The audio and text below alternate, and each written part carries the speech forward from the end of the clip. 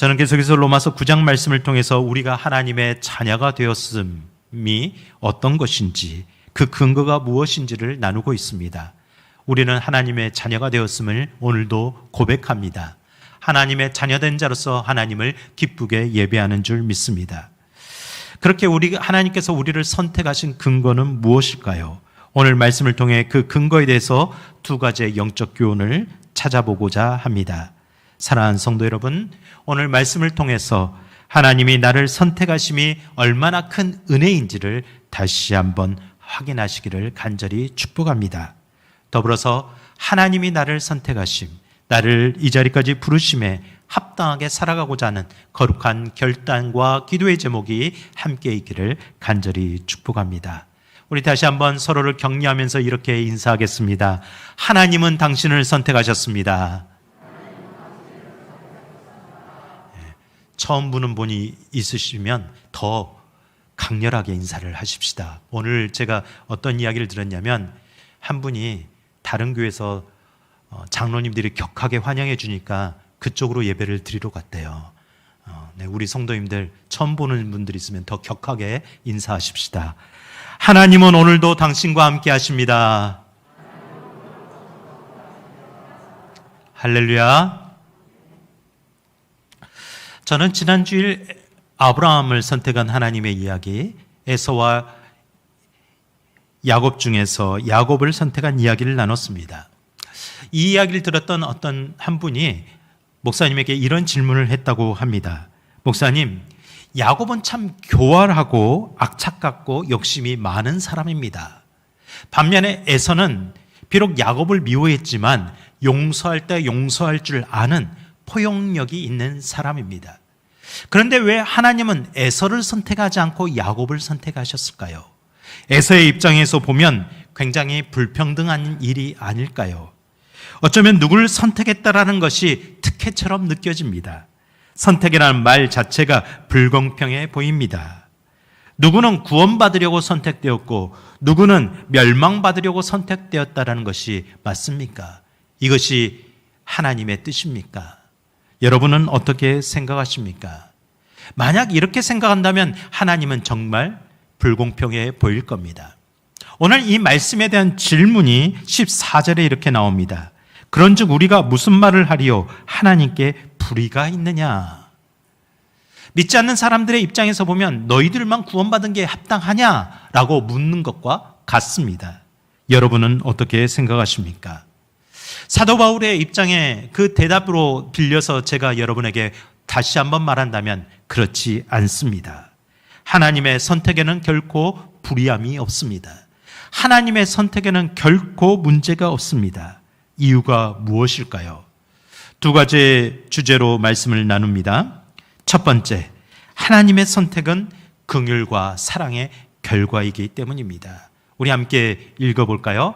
하나님의 선택은 긍휼과 사랑의 결과입니다. 네, 주제를 다시 한번 보여주세요. 죄송합니다. 하나님의 선택은 긍휼과 사랑의 결과입니다. 15절 말씀 함께 읽겠습니다. 모세에게 이르시되 내가 긍휼히 여길 자를 긍휼히 여기고 불쌍히 여길 자를 불쌍히 여기리라 하셨으니, 이 말씀의 배경은 우리가 잘 아는 출애굽기 32장과 33장의 내용을 하고 있습니다. 여러 번 들었던 이야기지만 다시 한번 들어보겠습니다. 하나님은 이스라엘 백성들을 애굽으로부터 구원해 내셨습니다. 그리고 그 백성들로 하여금 젖과 꿀이 흐르는 땅에서 살도록 그렇게 은혜를 베푸셨습니다. 이제 하나님의 백성들이 살아야 될 그 땅에서 어떻게 살아야 될지에 대한 그런 우선순위, 가치 규범, 그것을 율법으로 주고자 하셨습니다. 그렇게 십계명을 주신 겁니다. 그러면 지난 주일부터 제가 성경 퀴즈를 냈는데 오늘도 여러분이 어른 성경학교에 참여하는 마음으로 성경 퀴즈를 한번 풀어보시기를 바랍니다. 아주 높은 수준의 퀴즈입니다. 여러분, 하나님께서 주신 십계명 중에 1계명과 2계명은 무엇입니까? 제 1계명은 잘 안 들려요. 네, 마스크를 썼다라는 그런 것 때문에 은폐를 하시면서 웅얼거리시는데, 그럼 제 2계명은 무엇일까요? 네, 이계명 목소리가 좀 더 커지셨네요. 우리 1계명과 2계명 출애굽기 20장 3절과 4절을 한번 읽어보겠습니다. 너는 나 외에는 다른 신들을 내게 두지 말라.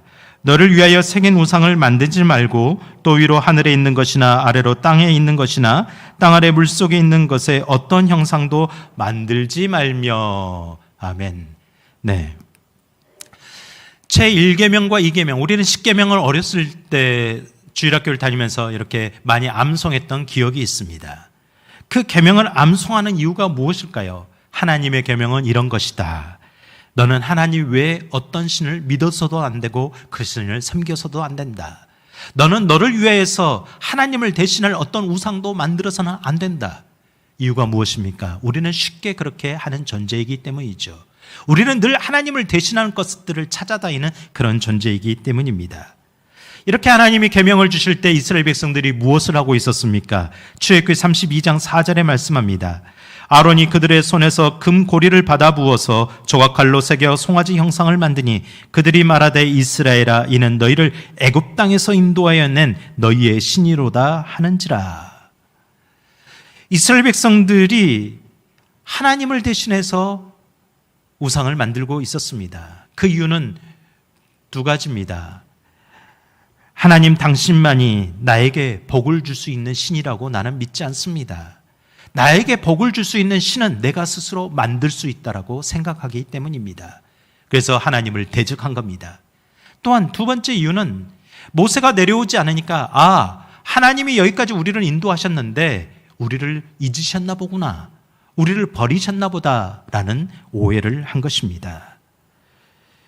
하나님의 진노가 불같이 일어났습니다. 그 진노 앞에 모세가 간곡하게 간청한 것이 모세의 기도였습니다. 하나님, 어찌하여 하나님이 선택하여서 부르신 그 백성들을 하나님께서 지금 멸하러 하십니까? 어찌하여 하나님께서 부르신 그 백성들을 죽여서 다른 백성들로 하여금 하나님의 이름이 조롱받도록 하려고 하십니까? 하나님, 그거는 옳지 않습니다. 이런 모세의 항변 가운데 하나님이 져주신 겁니다. 하나님이 응답하셨습니다.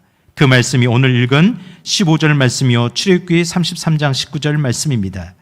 나는 은혜 베풀 자에게 은혜를 베풀고 긍휼히 여길 자에게 긍휼을 베푸느니라. 여러분, 하나님의 성품 중에 가장 큰 성품은 공의와 사랑입니다. 이 두 가지 성품이 함께 있습니다.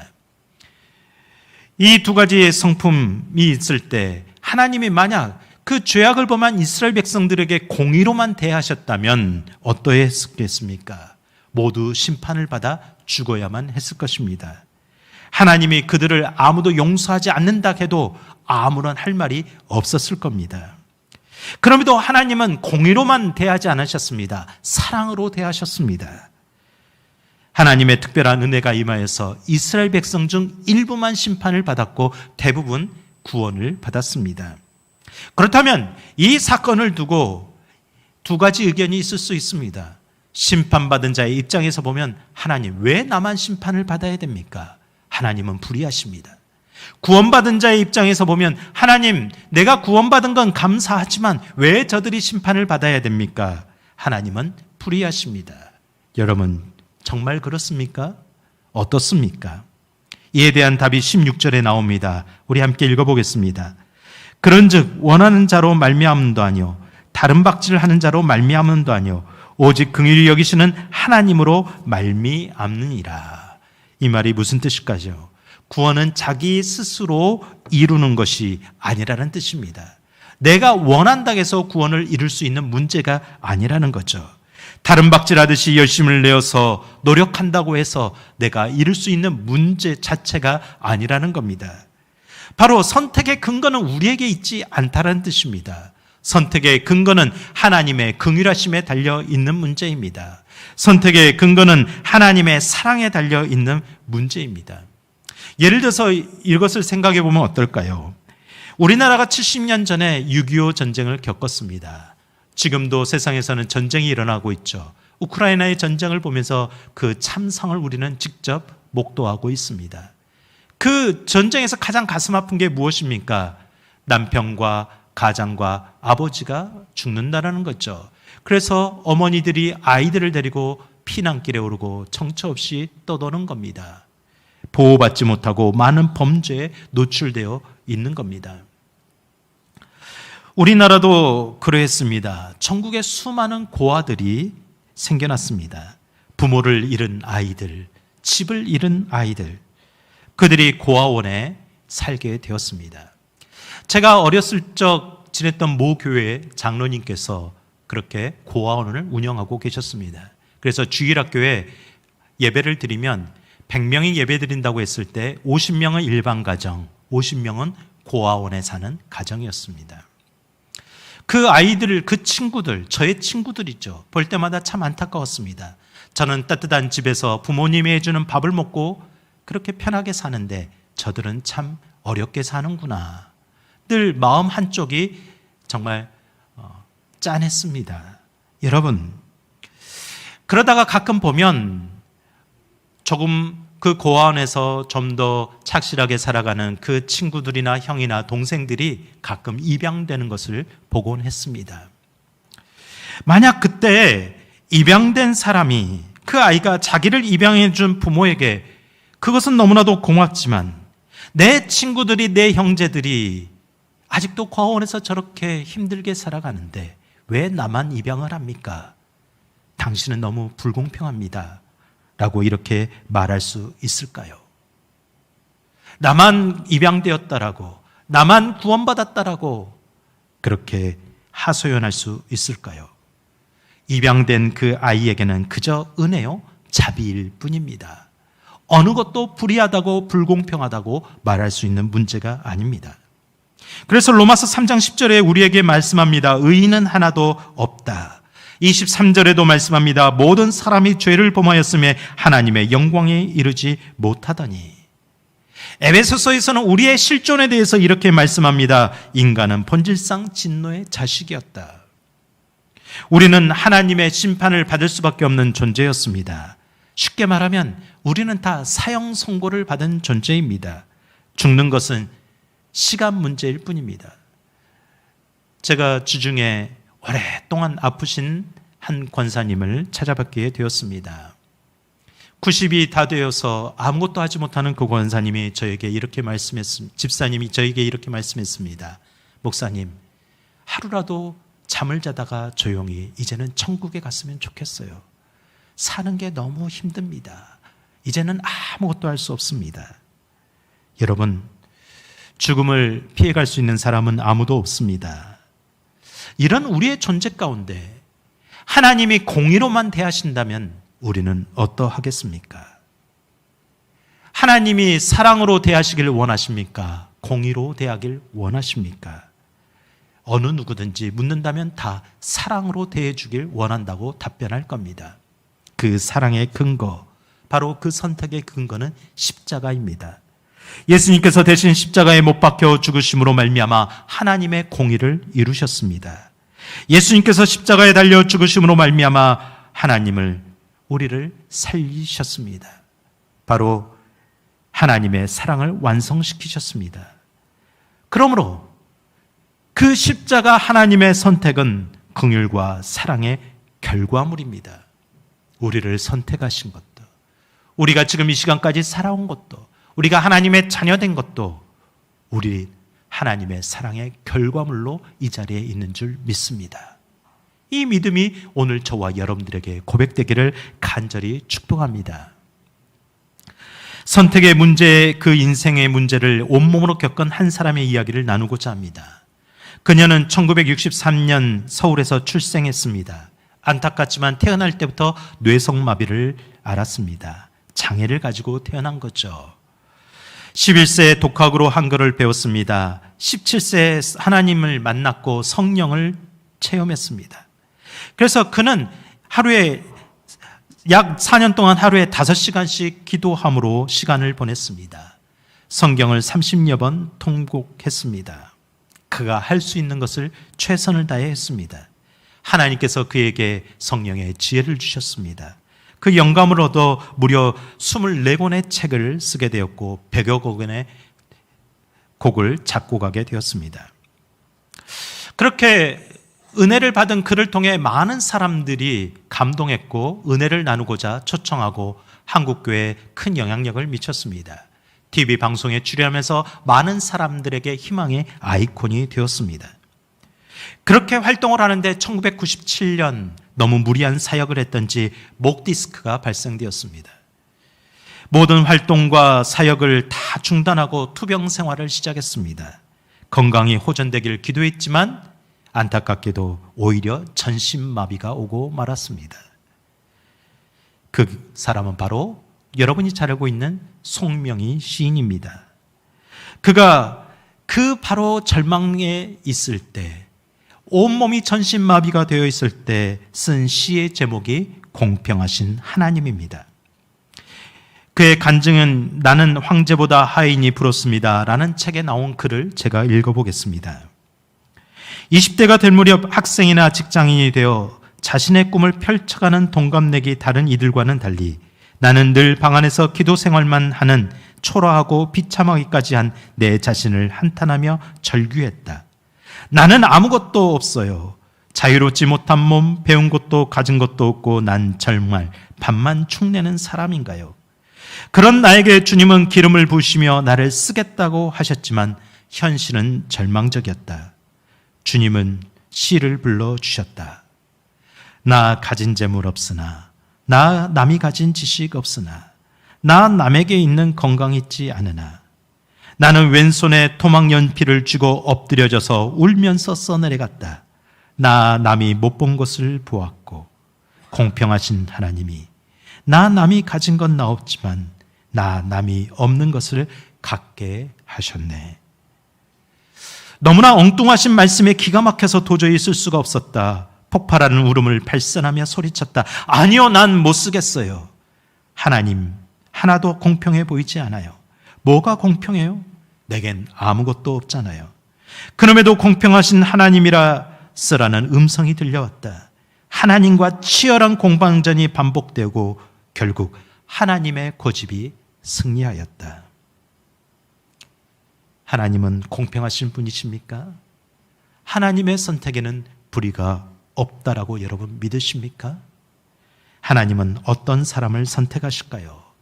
마태복음 5장 3절 말씀입니다. 심령이 가난한 자는 복이 있나니 천국이 그들의 것이며. 하나님, 나는 하나님의 은혜 없이는 살 수 없는 존재입니다. 하나님의 은혜가 필요합니다. 이것을 인정하고 갈망하는 사랑과 나는 모든 것을 할 수 있습니다. 하나님이 필요치 않습니다. 내 힘으로 충분히 살아왔습니다. 내 능력으로 잘 살아갈 수 있어 보입니다. 라는 사랑과 어떤 사람을 선택하시겠습니까? 하나님은 흠이 많고 약간의 결함이 있어 보이고 그럼에도 은혜를 갈망하는 자를 선택하는 줄 믿습니다. 바로 그 은혜를 갈망하게 저와 여러분이 이 자리에 있는 줄 믿습니다. 여러분, 세상에는 우리보다 지식이 많은 사람들이 있습니다. 똑똑한 사람들이 참 많습니다. 우리보다 배포가 커서 자비가 많은 사람도 있습니다. 참 멋져 보이는 사람들이 많습니다. 그러나 그들이 육적인 일에만 관심이 있다면, 그들이 영적인 문제에 관심이었다면 하나님께는 합당하지 않습니다. 하나님은 자신을 꼭 필요로 하는 사람을, 자신을 목말라 하고 갈망하는 사람을 찾으십니다. 그리고 그 사람의 손을 붙잡아 주길 원하십니다. 그 사람의 편이 되어 주시길 원하십니다. 하나님은 나의 약함을 통해서도 하나님이 필요하다면 그런 하나님이 되길 원하십니다. 사랑하는 성도 여러분, 하나님의 긍휼과 사랑 가운데 우리가 오늘도 부름받았고 그 하나님과 살아가게 되었음을 믿으시기를 바랍니다. 하나님은 여러분을 선택하셨습니다. 두 번째, 하나님이 그렇게 우리를 선택했다면 그 선택에는 분명한 목적이 있습니다. 그냥 아무렇게나 선택하신 것이 아닙니다. 우리가 어릴 적 크리스마스 때 선물을 받기 위해서, 또 부활절에 달걀 하나 먹기 위해서 군대에서 초코파이 하나 먹으려고 교회에 왔다가 선택받은 것이 아닙니다. 그거는 부수적인 것입니다. 요즘 여름 성경학교 수련을 통해서 친구를 따라오는 아이들이 한두 명씩 있어서 너무나도 감사했습니다. 그런데 그것을 통해서 이 일로만 끝난다면 그건 너무나도 안타까울 것입니다. 하나님이 부르신 선택의 목적을 깨달아야 하는 겁니다. 17절 말씀 우리 함께 읽어보겠습니다. 성경이 바로에게 이르시되 내가 이 일을 위하여 너를 세웠으니 곧 너로 말미암아 내 능력을 보이고 내 이름이 온 땅에 전파되게 하려 함이로다 하셨으니 아멘. 이 말씀은 출애굽기 16장을 인용한 말씀입니다.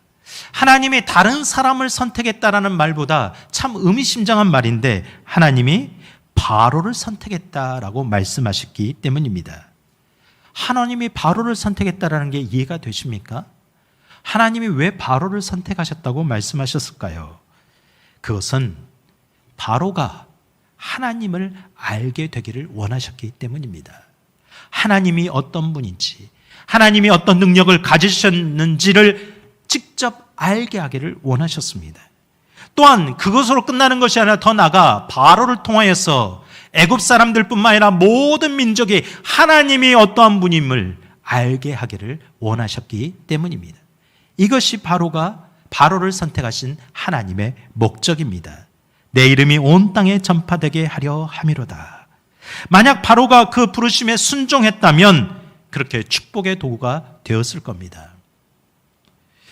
이 사실을 볼 때 우리는 왜 우리가 지금 하나님의 자녀로 선택되어 살아가고 있는지, 우리가 하나님의 자녀로서 세상에서 어떻게 살아가야 하는지를 알 수가 있는 겁니다. 여러분, 너무나도 중요한 진리입니다. 18절 말씀 우리 함께 읽겠습니다. 그런즉 하나님께서 하고자 하시는 자를 긍휼히 여기시고 하고자 하시는 자를 강팍해 하시니라. 이 말씀을 문자 그대로 읽으면 착각할 수 있습니다.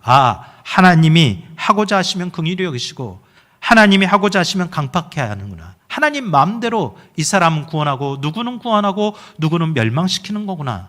여러분, 절대 그렇게 해석하면 안 됩니다. 이렇게 생각할 수 있는 거죠. 어떤 나라에 착한 바로가 있었습니다. 하나님께서 그 착한 바로에게를 선택하시고 그 뜻을 이루기 위해서 악한 마음을 불어 넣으셨습니다. 강팍해 하셨습니다. 그리고 10가지 재앙을 주시면서 그 재앙을 통해서 스스로 영광 받으려고 하셨습니다. 라고 해석한다면 아주 잘못된 해석입니다. 여러분, 바로는 원래 강팍한 사람이었습니다. 원래 악한 자였습니다. 그 바로가 하나님을 깨닫게 하기 위해서 하나님이 몇 번 기회를 주셨습니까? 여러분, 하나님이 바로에게 얼마나 많은 기회를 주셨습니까? 몇 번? 몇 번? 3번?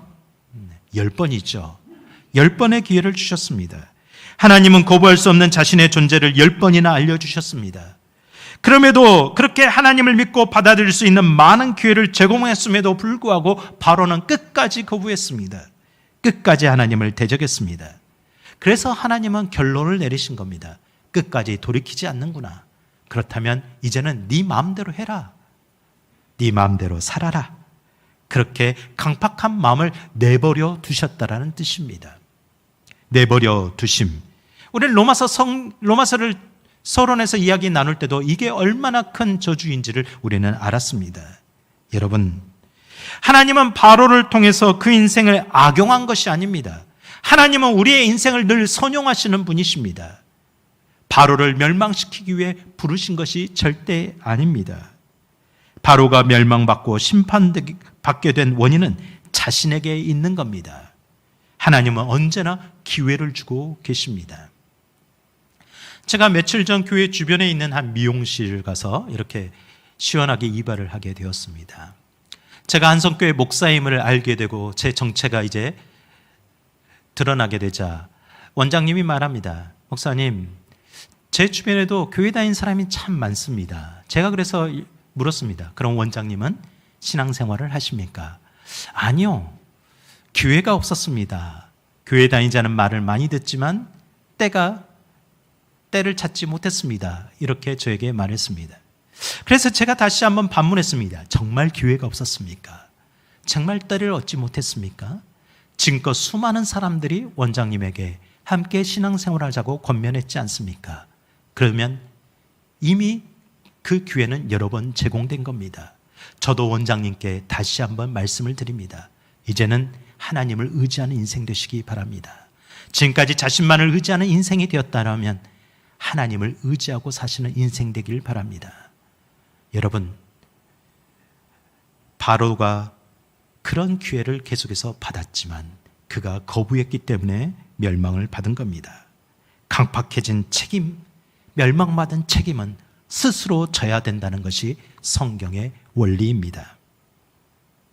그가 그럼 끝까지 거부했다고 하나님의 계획이 실패한 것일까요? 아닙니다. 하나님은 우리 때문에 실패하는 분이 아니십니다. 하나님은 강팍한 그 바로의 마음을 통해서도 하나님의 기적을 드러내셨습니다. 하나님의 능력이 어떠한지를 더욱 확실하게 알게 하셨습니다. 바로뿐만 아니라 애굽 사람들과 이스라엘 백성들까지 세상에 퍼져 있는 모든 사람들이 하나님의 능력을 알게 하셨습니다. 하나님의 이름이 온 세상에 높여지도록 하셨습니다. 이 부분에서 우리는 다시 한번 귀한 영적 교훈을 깨닫습니다. 여러분, 어떤 사람은 구원받는 것은 전적인 하나님의 은혜입니다.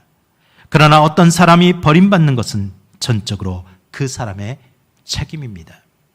믿으십니까? 믿으십니까? 여러분이 구원받은 것은 전적인 하나님의 은혜입니다. 나에게서는 아무 공로도 없습니다. 그러나 어떤 사람이 믿음의 길을 버렸다면 그것은 전적인 그 사람의 책임의 문제가 되는 겁니다. 이를 알려주는 사건이 있죠. 여러분, 예수님의 제자 중에 가룟 유다가 있습니다. 그는 예수님을 팔아 십자가에 죽게 만든 장본인입니다. 예수님이 죽었지만 결론은 좋지 않습니까? 그 가룟 유다를 산용하였기 때문에 만민이 구원받았다라고 우리는 생각합니다. 그러나 여러분, 그 생각은 다가 아닙니다. 그 인생에 이미 운명론처럼 예정된 일이었다면 가룟 유다 입장에서는 매우 억울한 인생이 될 겁니다. 그래서 많은 학자들이 가룟 유다는 무죄다라고 강력하게 주장하곤 했었습니다. 이에 대해 종교개혁자 칼빈이 대답했습니다. 유다는 배반 사건이 예언되었다고 해서 자기 죄를 변명할 수 없다. 왜냐하면 그가 하나님이 예언의 말씀을 이루려고 그 일을 행한 것이 아니기 때문이다. 스스로 악한 마음을 품었기 때문이다. 그는 예수님을 만백성의 구주로 만들기 위해 그 일을 한 것이 아니다. 가룟 유다가 진짜 예수님의 십자가의 죽음을, 그것을 통해 구원의 역사를 이루고자 예수님을 판 것입니까? 아닙니다. 하나님의 구원 계획을 완성하기 위하여 희생된 것이 아니다. 그러므로 절대로 십자가 사건의 공로자가 될 수 없다. 그는 자기 죄에 대하여 심판을 받아 마땅하다. 여러분, 가룟 유다나 베드로나 둘 다 실족하기는 마찬가지였습니다. 베드로는 돌이켰지만 가룟 유다는 돌이키지 않았습니다. 어둠 가운데 빛으로 불러내신 그 하나님의 은혜를 둘 다 받았습니다. 베드로는 빛으로 걸어갔고 가룟 유다는 다시 어둠으로 달려가고 말았습니다. 우리 모두 죄인입니다. 하나님이 우리를 선택하여 여기까지 부르셨습니다. 지금까지 이르게 하셨습니다. 예배드리게 하시고 말씀을 듣게 하셨습니다. 회개하는 심령을 주셨습니다. 깨닫게 하셨습니다. 그럼에도 불구하고 그 예수 그리스도의 사랑을, 그 예수 그리스도의 은혜를 거부한다면 그것은 전적으로 그 사람의 책임입니다. 그렇다면 하나님의 입장에서 우리가 죄인 되었을 때 예수 그리스도의 십자가를 통해 선택하신 목적은 무엇일까요? 분명히 목적이 있다고 했는데 그 선택의 목적은 무엇입니까? 여러분, 바로에게 했던 말씀, 그 말씀을 기억하시기 바랍니다. 하나님이 어떠한 분인지를 바로가 깨닫기를 원하십니다. 하나님이 어떠한 분인지를 내가 먼저 깨닫기를 원하십니다. 그리고 그 바로를 통해서 세상 모든 만민이 하나님이 어떠한 분인지를 알게 하기를 원하십니다. 나를 통해서, 여러분을 통해서, 우리 교회를 통해서 하나님이 어떠한 분인지를 알게 하시기 원하십니다. 그것이 선택하신 목적입니다. 이에 대한 말씀 에베소서 1장 3절과 6절에 분명히 말씀합니다. 우리 함께 에베소서 1장 3절과 6절 말씀을 읽어보겠습니다.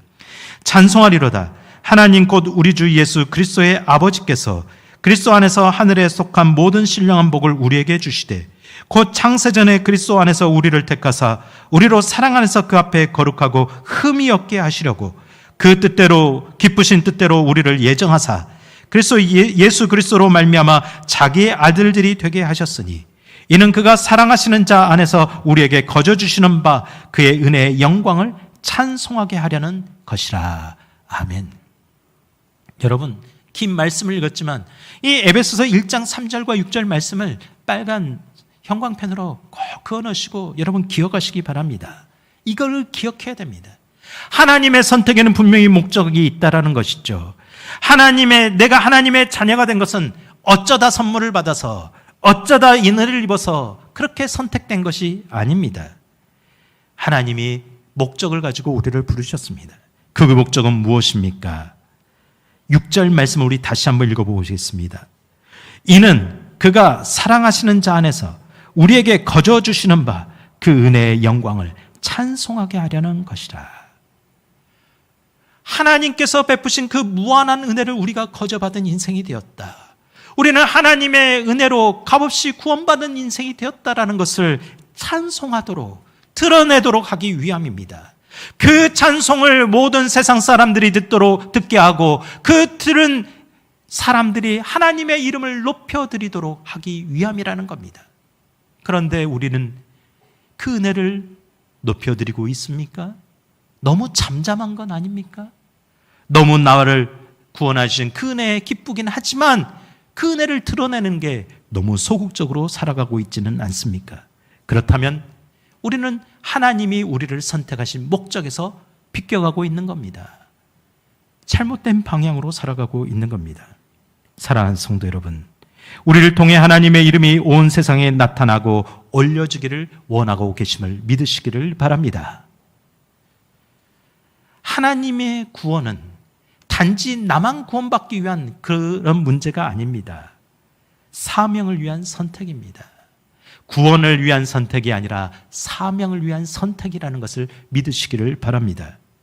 여러분, 이 일에서 증명하는 말씀이 로마서 9장 12절에 이렇게 말씀합니다. 리브가에게 이르시되 큰 자가 어린 자를 섬기기라 하셨나니.